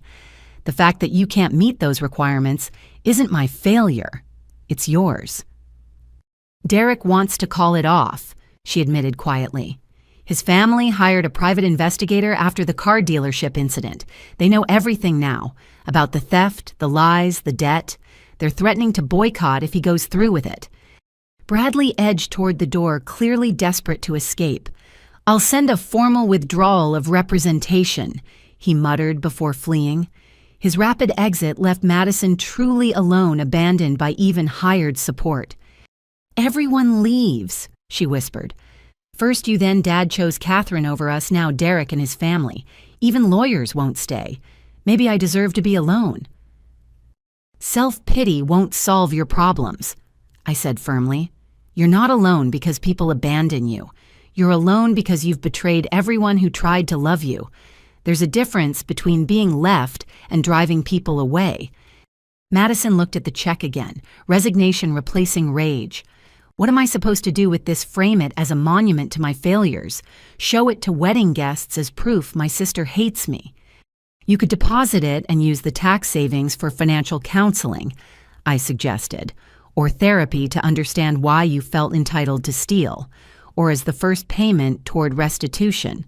The choice, as always, is yours. She stood slowly, aging years in moments. The wedding venue wants final payment by tomorrow. The caterer is threatening to cancel. The photographer already has. This check won't cover a fraction of what I owe. Then perhaps a small ceremony is more appropriate, I offered. If Derek still wants to marry you, knowing the truth, that's what matters. Not the venue or vendors or luxury gifts. Madison laughed bitterly. A small ceremony, from the society wedding of the season to a courthouse quickie. Catherine will be mortified. Actually, that might be the only silver lining in this disaster. She took the check with steady hands, accepting the final gift that came wrapped in accountability, rather than indulgence. At the door, she paused without turning back. For what it's worth, I know you're trying to help in your twisted way, making me face consequences instead of enabling the fantasy. Derek said the same thing, that you're showing tough love. Love without truth isn't love, I replied. It's just comfortable lying. I hope someday you understand the difference. She left carrying a check that represented more than money. It was a symbol of choosing reality over illusion, consequences over comfort. Whether she'd cash it or keep it as a reminder remained to be seen. Saturday arrived with the kind of perfect weather that seemed to mock the chaos about to unfold. The Riverside Country Club had been transformed into Madison's vision of elegant excess, though I wondered how many vendors remained unpaid behind the beautiful facade. I arrived to find the parking lot surprisingly empty for a society wedding scheduled to begin in 2 hours. Grace accompanied me both as moral support and witness to whatever drama would unfold. We'd barely entered when Catherine appeared, her usually perfect appearance, showing cracks of strain. "This is your fault," she hissed without preamble. "Madison is locked in the bridal suite, Derek's family is demanding to see contracts, and vendors are refusing to work without payment. Your little stunt with those conditional gifts created this disaster." "My gifts created transparency," I corrected. "What anyone does with truth is their choice. Where's Derek? And more importantly, where's Dad?" Catherine's face tightened. "Your father is trying to negotiate with vendors. As for Derek, he's in the groom's suite with his parents and someone they describe as a forensic accountant. They're treating this wedding like a financial audit." Before I could respond, a catering manager approached with barely contained panic. "Mrs. Wellington, we need payment now or we're leaving. The check you provided yesterday was returned for insufficient funds." Catherine's attempt at imperious dismissal failed against the manager's determination. More vendors appeared, forming an impromptu collection committee in the elegant foyer. The florist mentioned unpaid invoices, the band leader wanted his deposit, and the photographer's assistant came to collect equipment since her boss refused to work without payment. I watched the carefully constructed fantasy crumble in real time. Each vendor's demand stripped away another layer of pretense, revealing the hollow foundation beneath Madison's dream wedding. Catherine's credit cards were maxed, her bluster unable to purchase what money couldn't cover. "Perhaps I should talk to Madison," I suggested, moving toward the staircase. Catherine grabbed my arm with surprising strength, her manicured nails digging in like talons. "Haven't you done enough? She's destroyed because of you. This should have been her perfect day, and you turned it into a circus of humiliation." "I offered her 5 gifts," I reminded Catherine, removing her hand firmly. "She couldn't accept them because they required honesty. That's not my failure, it's hers, and yours for teaching her that appearance matters more than integrity." The bridal suite door was locked, but Madison's voice carried through. "Go away, I'm not coming out until this nightmare ends." Her words slurred slightly, suggesting she'd found liquid courage in champagne meant for toasting. "Madison, it's Rhonda. Let me in. We need to talk about solutions, not problems." "Solutions." Her laugh held hysteria's edge. "The solution is for everyone to leave me alone. Derek's family hates me.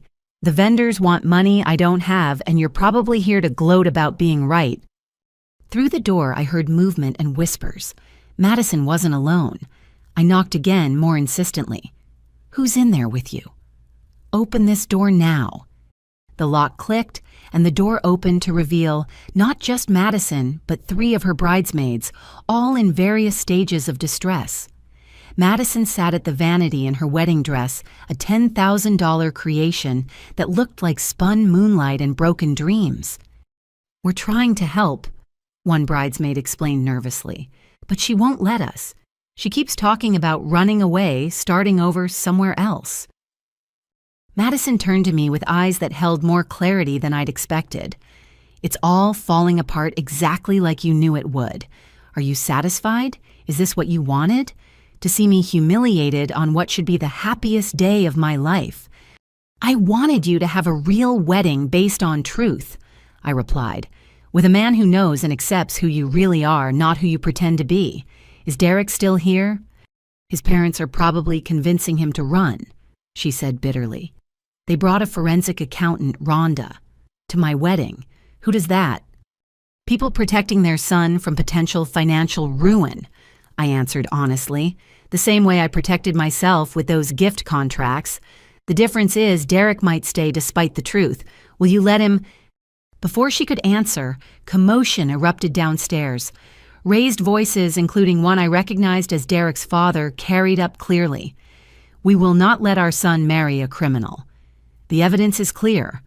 Theft, fraud, deception at every level." Madison stood abruptly, champagne flute crashing to the floor. "I need to stop this. They can't cancel my wedding." She rushed past me, wedding dress, rustling like angry whispers, leaving her bridesmaids scrambling to follow. The scene downstairs resembled a corporate meeting more than a wedding. Derek's family had commandeered the main parlor documents spread across tables meant for gift displays. The forensic accountant was explaining findings to a growing audience while vendors hovered nearby hoping for payment resolution. "Stop!" Madison's voice cut through the chaos. "This is my wedding day. You can't turn it into some kind of criminal investigation." Derek emerged from behind his parents, his tuxedo impeccable, but his expression tortured. "Madison, they're just trying to protect us. The debt load, the fraud, the systematic theft. We need to address it before making a lifetime commitment." "Address it." Madison's voice rose. "By humiliating me in front of everyone, by treating our love like a business transaction requiring due diligence." "You treated it like a transaction first," Derek replied quietly. "When you demanded those gifts from Rhonda, when you lied about our finances, when you built our relationship on deception. I'm trying to find something real beneath all the lies." The crowd grew as more guests arrived to find drama instead of nuptials. Catherine attempted damage control, but her own financial secrets were being exposed by the accountant's thorough review.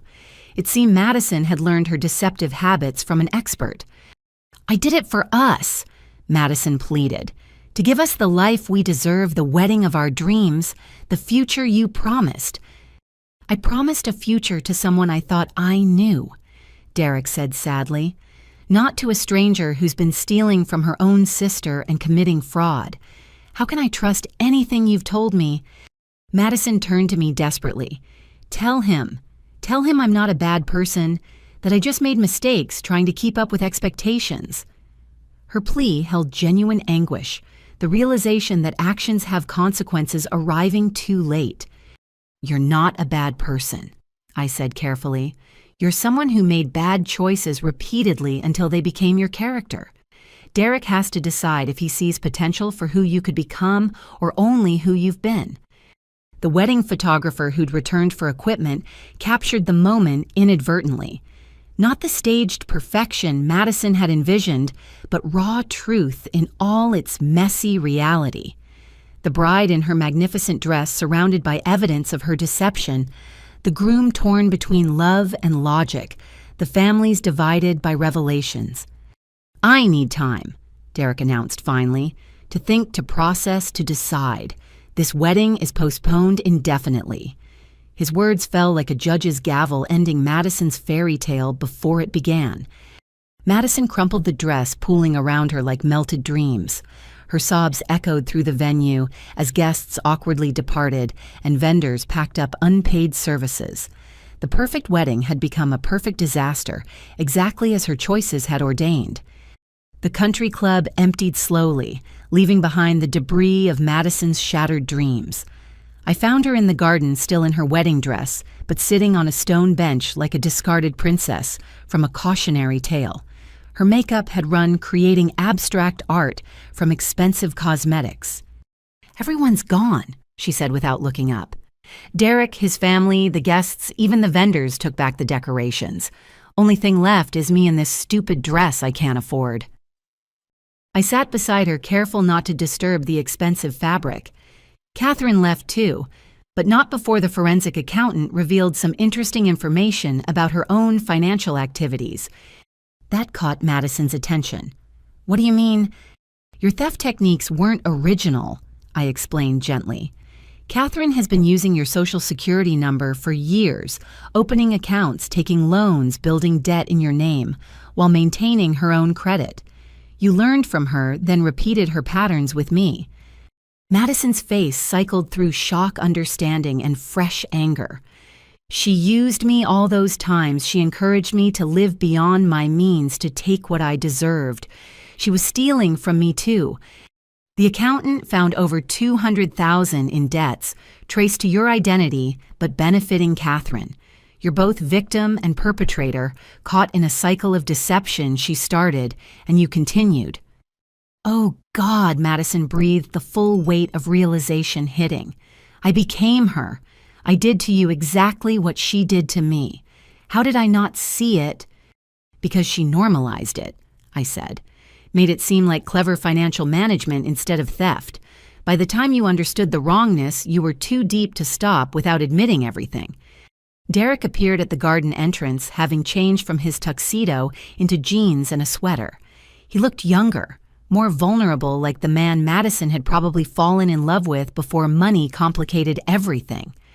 "I heard voices," he said quietly. "Madison, we need to talk, really talk, without lawyers or parents or anyone else." I stood to leave, but Derek gestured for me to stay. "No, Rhonda should hear this too. She's the only one who's been honest through this whole mess." He sat on Madison's other side, careful not to touch her. The accountant finished reviewing everything: the debt, the theft, the pattern of deception. "My parents want me to run to have the marriage annulled if we'd gone through with it." "Smart parents," Madison said bitterly. "Why aren't you running?" "Because I keep thinking about sophomore year," Derek continued. "When we met in that coffee shop, you were studying for finals, stressed about scholarships. You were real, then working 2 jobs and determined to succeed honestly. What happened to that girl?" Madison's tears started fresh. "Catherine happened. She convinced me I was settling for less, that I deserved more. She showed me how to use credit creatively, how to access funds that were rightfully mine. I thought I was being smart." "You were being groomed," I interjected, "to become her accomplice and eventually her scapegoat. When investigators come calling, whose name is on all those accounts." The 3 of us sat in strange solidarity, processing the layers of deception. Derek reached for Madison's hand, then pulled back the gesture, incomplete like their wedding. "I need to ask you something," he said, "and I need complete honesty. Did you ever love me, or was I just a means to a lifestyle?" Madison turned to face him fully. "I loved you before I knew your family had money. Those first months when we were both broke students eating ramen and dreaming about the future, that was real. Everything got twisted when Catherine found out your family's background. She researched me." Derek's voice held new understanding. "The sudden interest in meeting my parents, the pressure to get engaged quickly, that was her influence." "She said I'd be stupid to let you go," Madison admitted. "That men like you from families like yours were rare opportunities. She made love sound like a business merger requiring strategic planning." I watched Derek process this information, seeing him recalculate everything through a new lens. "So when you demanded those gifts from Rhonda—" "Catherine scripted it," Madison confessed. "Said Rhonda owed me for abandoning the family, that the wedding was my chance to claim my share. She even suggested the specific amounts based on her estimation of Rhonda's worth." "But you executed it," I reminded gently. "Catherine might have provided the playbook, but you chose to run the plays. At some point, her voice became your choices." Madison nodded miserably. "I know. Sitting here in this dress I can't pay for at a venue that's suing us after losing the only man who ever really loved me. I know exactly how much my choices cost."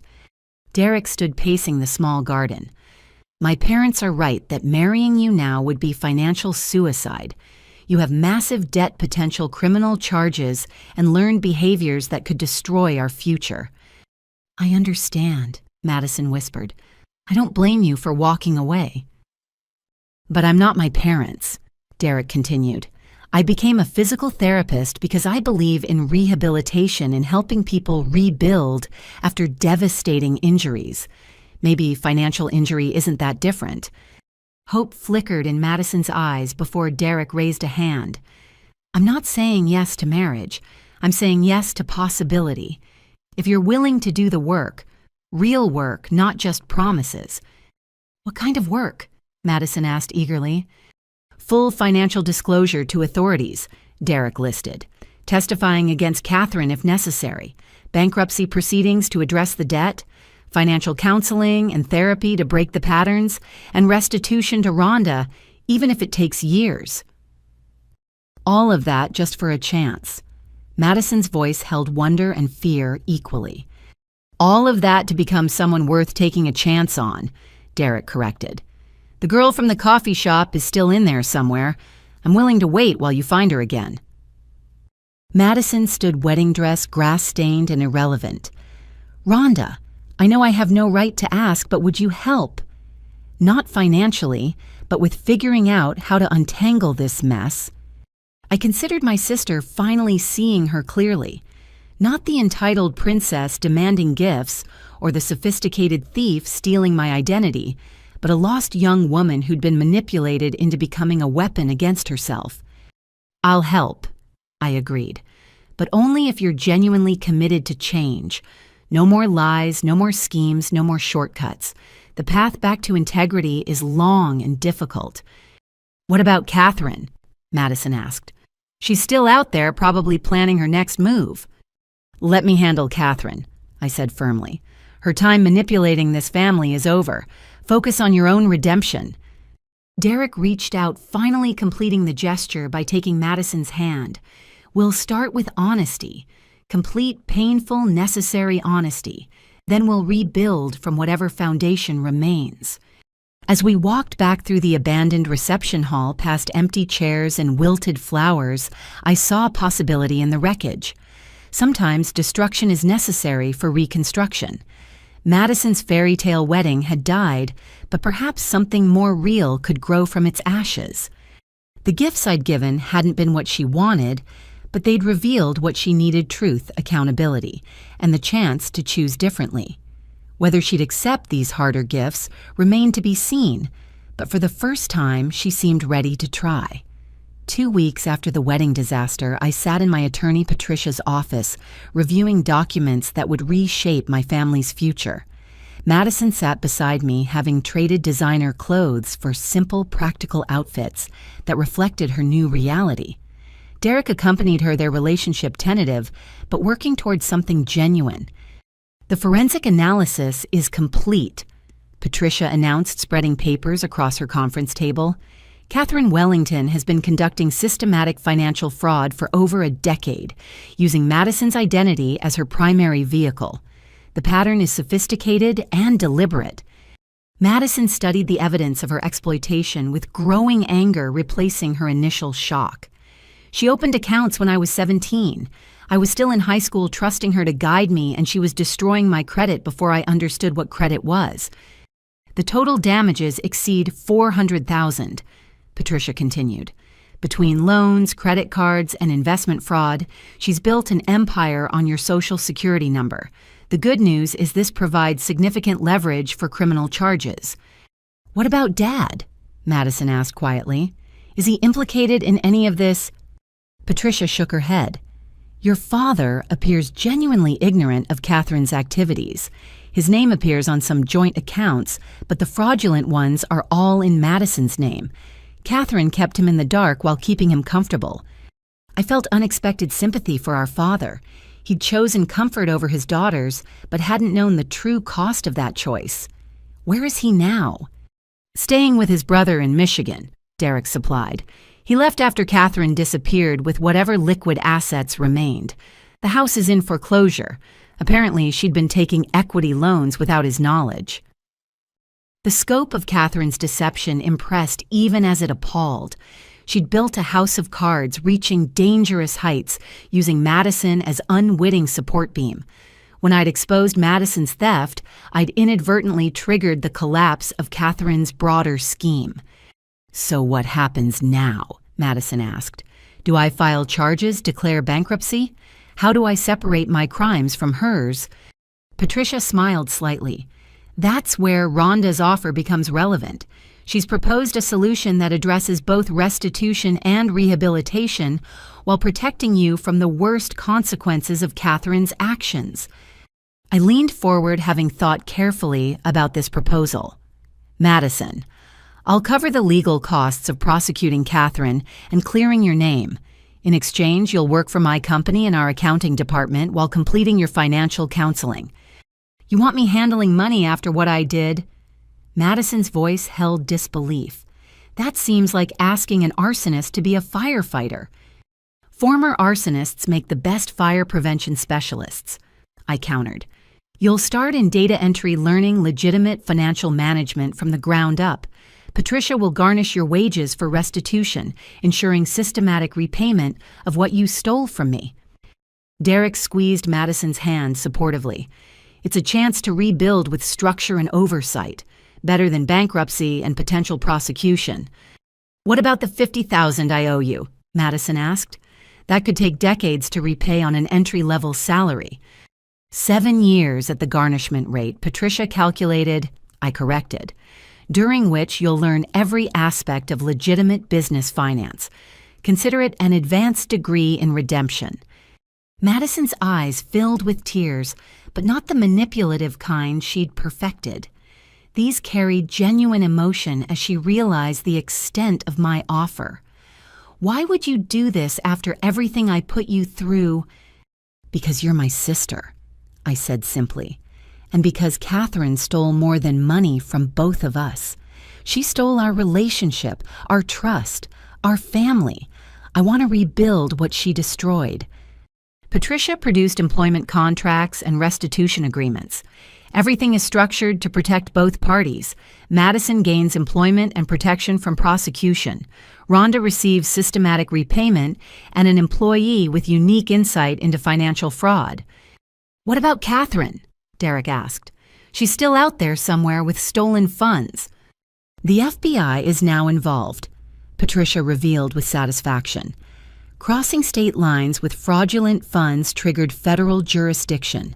They're very interested in her patterns, especially since similar cases have emerged in 3 other states." Madison signed the documents with steady hands, each signature representing commitment to change. "When do I start?" "Monday," I replied. "Grace will orient you to our systems and policies. You'll find our approach to financial management quite different from Catherine's lessons." As we prepared to leave, Madison surprised me with an unexpected hug. Not the performative embraces of before, but something genuine and grateful. "I know I don't deserve this chance, but I won't waste it." Deserve is a complicated word, I reflected. We rarely get what we deserve, good or bad. We get opportunities to choose better. That's what this is, an opportunity.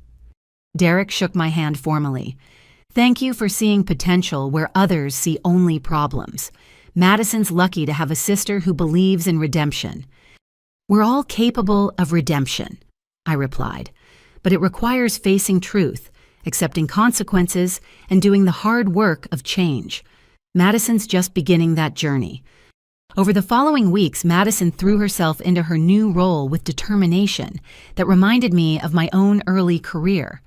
She arrived early, stayed late, and asked questions that showed genuine desire to understand legitimate business. Grace reported her progress with approval. She's meticulous about documentation, catches discrepancies others miss. It's like she's trying to balance every past deception with present accuracy. The irony wasn't lost on me. Madison's experience with fraud made her exceptionally good at detecting it. Her first month, she identified 3 expense report irregularities other staff had missed. Her shame over past actions translated into vigilance against current ones. Derek began joining us for weekly dinners, building new relationships on honest foundations. He spoke about their counseling sessions, the slow work of rebuilding trust after deception. His patience impressed me, his commitment to growth rather than grudges. "We're planning a small ceremony next year," he told me one evening. "Just family and close friends. No demands for luxury gifts, no pretense about perfect lives. Just 2 people choosing each other despite imperfections." Madison laughed a sound I hadn't heard genuinely in years. "Rhonda's gifts taught me something important. The things you demand rarely bring happiness, but the things you earn through effort and honesty, those have real value." 3 months into our new arrangement, Dad called. He sounded older, defeated by Catherine's betrayal, but finding clarity in its aftermath. "I failed you both," he admitted. "Chose easy comfort over difficult truth. I'm sorry." "We all made choices," I replied. "The question now is what we choose next. You're welcome to visit if you're ready to rebuild honestly." He came the following month, seeing Madison's transformation and my business success with eyes unclouded by Catherine's influence. The 3 of us shared dinner not as the fractured family we'd been, but as adults, choosing connection despite past pain. "Your mother would be proud," he said quietly, "of both of you. Rhonda for building something real, Madison for having courage to change. She believed in redemption, you know, said everyone deserved second chances." Madison reached across the table, taking his hand in mine. "Maybe that's the real gift, Not penthouses or cars or jewelry, but chances to choose better, opportunities to become who we're meant to be. 1 year later, I stood in a simple garden venue watching Madison exchange vows with Derek. No designer dress this time. She wore our mother's wedding gown, carefully altered and restored. The guest list included only those who'd supported their journey toward truth, a small group that valued authenticity over appearance. Dad walked Madison down the aisle with quiet dignity, having spent the year rebuilding his own life after Catherine's deception. He'd sold the house, moved to a modest apartment, and started volunteering at a financial literacy nonprofit. His transformation paralleled Madison's, both learning to live within truth rather than illusion. Derek's parents attended cautiously, their initial skepticism softened by witnessing Madison's genuine change. His mother had even helped with wedding preparations, teaching Madison the satisfaction of creating beauty within budget rather than beyond means. As the ceremony began, I thought about the journey from that shocking gift list to this moment. Madison had worked diligently for a year, never missing a garnished payment, slowly reducing her debt while building new skills. Her progress reports showed consistent growth both professionally and personally. "I take you, Derek," Madison said clearly, "not for what you can give me, but for who you are. I promise honesty even when it's difficult, accountability when I stumble, and commitment to building our life on truth rather than pretense." Derek's vows echoed similar themes, acknowledging the work required to rebuild after betrayal. "I choose you, not despite your past, but because of how you faced it. Your courage to change inspires me to be better." When they kissed, the small gathering erupted in genuine celebration. These witnesses had watched Madison's transformation, supporting her through bankruptcy proceedings, therapy sessions, and the daily work of redemption. Their joy reflected investment in real change rather than surface celebration. At the reception in Derek's parents' backyard, Madison pulled me aside. "I have something for you," she said, producing an envelope. "It's not much, but I wanted to mark this moment." Inside was a check for $1,000, beyond her garnished amount. "I've been saving from overtime and side projects. It's extra payment toward what I owe. But more than that, it's a symbol. Every dollar represents a choice to do right instead of taking shortcuts." I accepted the check with unexpected emotion. The amount was insignificant compared to her debt, but the gesture meant everything. "You've learned what Catherine never understood. Real wealth isn't what you take, but what you build." Speaking of Catherine, Madison said quietly, "Did you hear she was arrested in Florida?" Patricia had kept me informed of Catherine's eventual capture. She'd been running similar schemes in retirement communities, preying on elderly victims with the same tactics she'd used on Madison.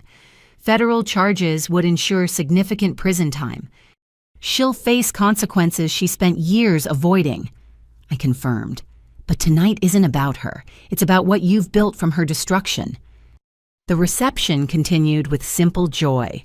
Potluck dishes from friends' music, from Derek's colleagues' band decorations, Madison had crafted herself. Everything opposite of the lavish affair she'd once demanded, yet infinitely more meaningful. Grace approached during the father-daughter dance, showing me something on her tablet. Madison's latest audit report. She caught a significant error that saved us thousands. I'm recommending her for promotion to junior analyst. I watched my sister dance with our father, both having learned hard lessons about choices and consequences. Approve it.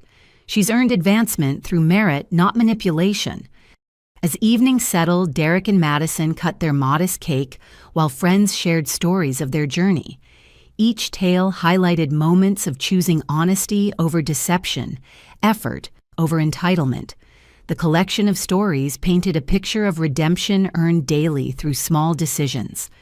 No honeymoon cruise. Someone joked, referencing the elaborate gift that had helped expose the original deception. Madison laughed freely. "We're camping at the state park for a long weekend. Turns out the best adventures don't require luxury ships or first-class anything. Just two people committed to exploring life honestly together." I found myself genuinely happy for them. The sister who demanded 5 luxury items had discovered value in simplicity. The woman who'd stolen for appearances had learned satisfaction in earning. The bride who'd wanted to impress strangers had chosen to commit before only those who mattered. "Thank you," Derek said quietly, approaching as the evening wound down. "For seeing potential when everyone else saw problems, for creating consequences that taught rather than merely punished.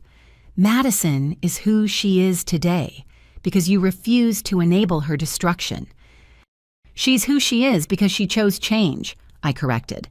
"I just provided structure. The work was hers daily decisions to be better than before." As guests departed, Madison and I found ourselves alone in the garden, where she'd once sat in a $10,000 dress, mourning her shattered illusions. Now she wore our mother's gown with earned pride, her happiness genuine rather than performed. "I've been thinking about those original gifts," she said. "The penthouse, I couldn't afford the car, I couldn't maintain the jewelry, I had to borrow the cruise. I wasn't ready for the cash that became tax payment. Each one taught me something I needed to learn." "What did you learn?" I asked, curious about her perspective. "That demanding what you haven't earned is theft, whether illegal or not. That maintaining appearances without foundation leads to collapse. That borrowed beauty isn't beautiful if it comes with shame. That future dreams require present responsibility. And that money without integrity is worthless paper." The lessons had taken root deeper than I'd hoped. "And what about family? What did you learn about that?" Madison took my hands, her wedding ring, simple but real. "That love isn't giving someone whatever they demand. Sometimes love says no, sets boundaries, requires accountability. You loved me enough to stop enabling my destruction.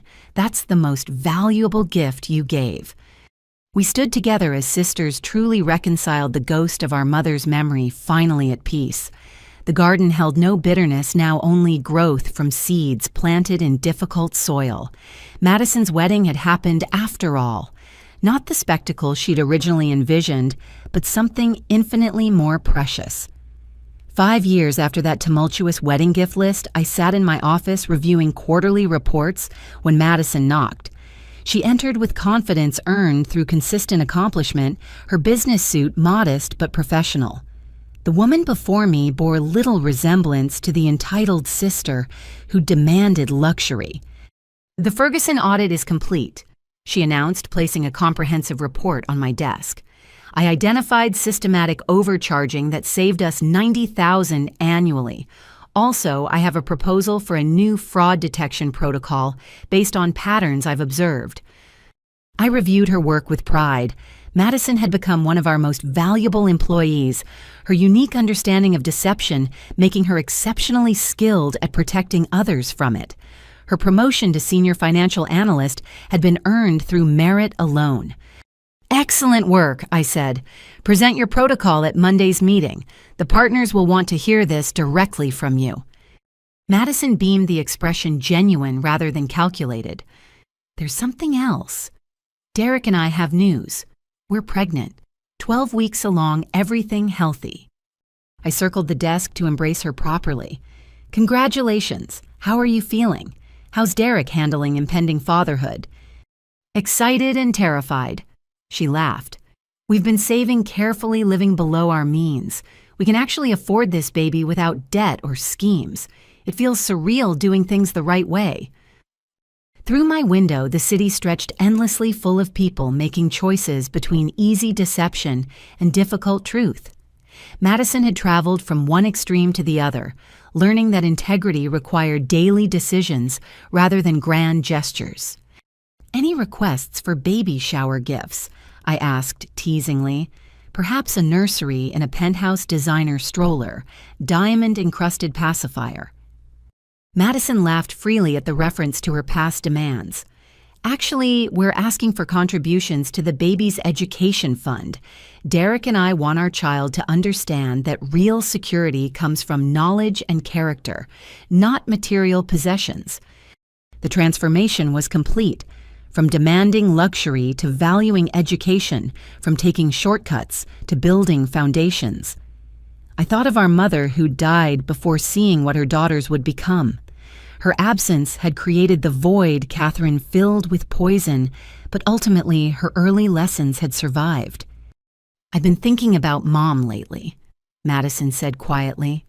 "How different things might have been if she'd lived, but then I realize her death isn't what sent me off course. My choices did, and my choices brought me back." "With significant help from consequences," I reminded her. "Sometimes hitting bottom is the only way to recognize which way is up." Madison nodded thoughtfully. "I've actually been working with a nonprofit that helps identity theft victims, sharing my story both as perpetrator and victim, helping others recognize the signs. It's my way of balancing the scales beyond just financial restitution." Her journey from taker to giver-destroyer to protector illustrated redemption's possibility when someone genuinely committed to change. The nonprofit work wasn't court-ordered or professionally required. It came from authentic desire to help others avoid her mistakes. "How's Dad?" I asked, knowing Madison visited him regularly. "Good. He's dating someone from his volunteer group, a widow who understands choosing comfort over truth and regretting it. They're taking things slowly, building on honesty. He says Catherine taught him what not to want in a partner." Catherine herself remained in federal prison, her schemes having finally caught up with her. The investigation had revealed victims across multiple states, elderly people and young adults alike, stripped of security by her sophisticated fraud. Her sentence reflected the scope of damage: 15 years with little possibility of early release. "Do you ever visit her?" I asked carefully. Madison shook her head. "She wrote once trying to manipulate me into advocating for leniency. The letter was a masterclass in emotional manipulation, hitting every guilt button she'd installed. I gave it to my therapist instead of responding. Some relationships can't be redeemed." The wisdom in recognizing irredeemable situations marked another aspect of Madison's growth. Not everyone who hurt us deserved endless chances. Some people remained committed to deception despite consequences, and protecting ourselves from them showed strength rather than cruelty. "I should get back," Madison said. "Derek's making dinner tonight. We take turns cooking another small equality that makes our marriage work. No more expecting to be served while giving nothing in return." After she left, I reflected on the unexpected journey from that shocking gift list to this moment of quiet satisfaction. Madison's demands had seemed outrageous then: a penthouse luxury car designer, jewelry world cruise, and cash. Yet in refusing to enable those demands, I'd given her something far more valuable. The penthouse she couldn't maintain had taught her that homes required more than down payments. The car she couldn't afford had shown her that status symbols carried hidden costs. The jewelry she had to borrow had illustrated that beauty meant nothing if it came with shame. The cruise she couldn't take had demonstrated that dreams required present planning. The cash transformed to tax payment had revealed that money without accountability was meaningless. Each rejected luxury had become a lesson in reality. Each consequence had carved away entitlement to reveal capability. Each difficult choice had built strength that easy gifts would have destroyed. The sister who demanded everything had learned to build something, and that made all the difference. Looking at our company's success built on integrity and sustained through honest dealing, I understood that Madison's transformation reflected the same principles. We couldn't demand success. We had to construct it carefully through daily decisions, aligned with truth rather than appearance. My phone buzzed with a text from Madison. "Thank you again for believing in my ability to change. See you Sunday for dinner. I'm cooking. Nothing fancy, just real food for real family." Real food for real family. The phrase captured everything about our journey from artificial demands to authentic connection. No luxury gifts, required just presence and truth and commitment to being better than we were before. The city lights began twinkling as evening approached, each light representing someone making choices between easy and right. Madison had chosen right eventually after exhausting every other option, but she'd chosen and continued choosing, and that made her story one of hope rather than caution. 6 months later, I stood in the hospital room holding my nephew, James William, named for both grandfathers, but carrying none of their baggage. Madison held him with wonder, Derek beside her with protective pride. The baby represented new beginnings untainted by past schemes, a fresh start built on the solid foundation his parents had worked to create. "Want to know something funny?" Madison whispered, adjusting James's tiny hat. Catherine sent another letter, this time asking if I'd put money in her commissary account since she's family and families support each other. The irony was apparently lost on her. "Did you respond?" Derek asked, though his tone suggested he knew the answer. "I donated the equivalent amount to the Identity Theft Victims Fund instead," Madison replied. "Seemed more appropriate than funding someone who refuses to acknowledge their harm." James stirred, making the small sounds that captivated new parents. In his innocence lay potential for any future, but his parents' journey would teach him that character mattered more than possessions, that earning surpassed, taking that truth, built while deception destroyed. "He's perfect," I said, meaning more than just the baby. The whole scene, reformed sister, supportive partner, honest grandparents, authentic relationships, represented perfection earned through imperfection faced. "We're starting his college fund next month," Derek mentioned. "Small monthly amounts we can actually afford. By the time he's 18, he'll have enough for state school without loans. No schemes, no shortcuts, just consistent saving." The contrast with Madison's old approach to money couldn't have been starker. Where once she'd demanded hundreds of thousands in gifts, now she planned decades ahead in $100 increments. The woman who'd stolen for instant gratification now demonstrated patience that would benefit the next generation. "I have something for him," I said, producing an envelope. "Not cash, but something more valuable. It's a letter to be opened on his 18th birthday telling the story of how his mother transformed from someone who took to someone who gives. A reminder that our worst mistakes don't define us if we choose to learn from them." Madison accepted the envelope with tears. "You're ensuring he knows the whole truth, that his mother wasn't perfect but chose to become better. Thank you."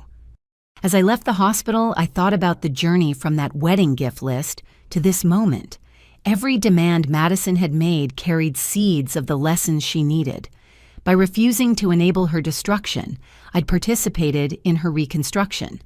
The gifts she'd wanted would have deepened her deception. The gifts she'd received, consequences, accountability, and opportunities for redemption, had saved her life. The city buzzed with evening activity as I drove home.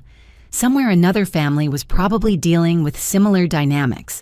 Entitlement, meeting, reality deception, confronting truth relationships, hanging in the balance between enabling and empowering. I hoped they'd find their way to the harder but better path. Madison's story had become one of my company's case studies in fraud detection and redemption. With her permission, we shared it in trainings, showing how sophisticated deception developed and why addressing root causes mattered more than punishment alone. Every time someone recognized their own patterns in her story and chose differently, the gift multiplied.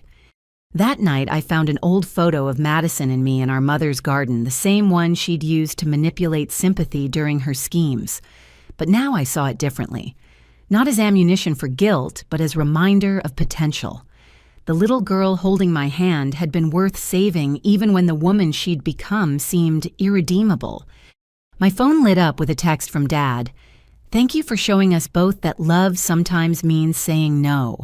Your mother would be proud of the woman you've become and the sister you've helped Madison become." The message completed a circle started years ago with a different text, one demanding luxury gifts and threatening exclusion. Between those two messages lay a universe of pain growth and ultimately redemption. Not the easy redemption of forgiveness without change, but the hard-won transformation that came from facing truth and choosing differently. As I prepared for bed, I thought about the questions people always asked when I shared this story. How could Madison have stolen from family? How could Catherine have manipulated so effectively? How could Derek have stayed despite the deception? How could I have structured consequences that taught rather than merely punished? The answer to all those questions was the same choice. Madison chose theft until she chose honesty. Catherine chose manipulation until consequences removed that option. Derek chose to see potential beyond problems. I chose to believe redemption possible even when evidence suggested otherwise. Every moment contained choices between easy wrong and difficult right, and those choices accumulated into character. Madison's transformation hadn't been magical or sudden. It had been built through thousands of small decisions, choosing to work rather than steal, to save, rather than spend, to face shame, rather than create new deceptions. Each choice had been a gift to her future self, creating the woman who now protected others from the crimes she'd once committed. The greatest gift hadn't been the penthouse or car or jewelry or cruise or cash she'd demanded. It had been the opportunity to discover who she could become when stripped of shortcuts and schemes.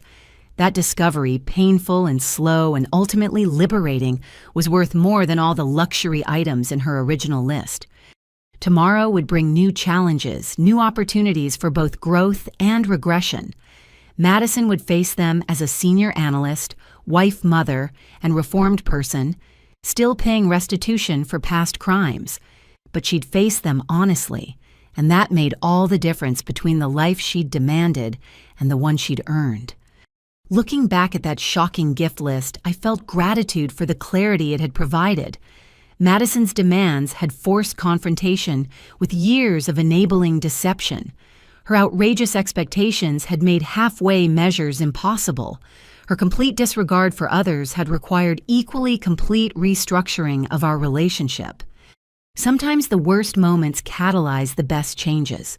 Madison's wedding gift list had been one of those moments, shocking in its entitlement, perfect in its revelation of how far she'd fallen, ultimately valuable in forcing the confrontation that began her redemption. As sleep approached, I wondered what gifts life would demand next, what lessons would come wrapped in crisis and conflict. Whatever they were, Madison's story had taught me that transformation was possible for anyone willing to do the work. The gifts we really need rarely match the ones we think we want, but accepting that difference opens doors to becoming who we're meant to be. The city slept outside my window, millions of souls wrestling with their own choices between truth and deception, ease and integrity. Some would choose, as Madison initially had, seeking shortcuts and schemes. Others would face consequences and choose transformation. The gift of possibility remained available to all, waiting only for the courage to unwrap it. In the end, that's what Madison's story illustrated. Not that people were good or bad, but that we all existed in the space between our worst impulses and best possibilities. The journey from one to the other required guides willing to provide structure rather than enable destruction. I'd been that guide for Madison as others had been for me in different ways. The gift multiplied through generations, each person who chose growth over comfort, adding to humanity's collective wisdom. James would grow up knowing his mother's full story, understanding that perfection wasn't required for love, but that honesty was essential for trust. He'd learned that gifts came in many forms, that the most valuable ones often appeared as obstacles, forcing us to become stronger. His life would be built on the foundation his parents had constructed from the rubble of their earlier choices. And somewhere in the future, when faced with his own moments of temptation, perhaps he'd remember that his mother had once demanded 5 luxury gifts, but received instead the priceless opportunity to discover her true worth. That memory might guide him toward integrity, adding another link in the chain of redemption that began with a shocking wedding gift list and transformed into a legacy of truth. The gifts we demand reveal who we are. The gifts we accept show who we're becoming. The gifts we give demonstrate who we've chosen to be. Madison had traveled the full journey from demanding to accepting to giving, and in that transformation lay hope for anyone willing to exchange comfortable lies for uncomfortable truth. As I finally drifted to sleep, one last thought surfaced. Thank you, Madison, for demanding those 5 impossible gifts. Without them, we might have continued the dance of enabling and entitlement forever. Your greed became our grace, your schemes, our salvation. The sister who'd tried to take everything had ultimately given me the greatest gift, the opportunity to help her discover that earning beats taking every time. The story that began with demands for luxury ended with gratitude for lessons. The wedding that collapsed in scandal had led to a marriage built on truth. The theft that should have destroyed our relationship had ultimately strengthened it through the alchemy of accountability. 5 gifts demanded 5 lessons learned, countless lives changed by choosing the harder, better path. If you've stayed with Rhonda and Madison's story until the end, you've witnessed the power of choosing truth over comfortable deception. We all face moments when taking shortcuts seems easier than building honestly. Have you ever had someone in your life demand unreasonable things from you? How did you handle it? What did you learn from setting boundaries instead of enabling destructive behavior? Share your thoughts in the comments below. Your story might help someone else facing similar challenges. If this story touched your heart or opened your eyes to dynamics in your own relationships, please hit the like button and subscribe to our channel. These stories of redemption and growth need to be heard, and you can help by sharing this video with anyone who might benefit from Madison's journey. Thank you for spending this time with us, for believing that people can change, and for understanding that sometimes the greatest gift we can give someone is the opportunity to face consequences and grow. Remember, the gifts you truly need rarely match the ones you think you want, but accepting that difference opens the door to becoming who you're meant to be. Until next time, may you have the wisdom to recognize the difference between enabling and empowering, the courage to choose truth over comfort, and the grace to believe in redemption, both for others and for yourself.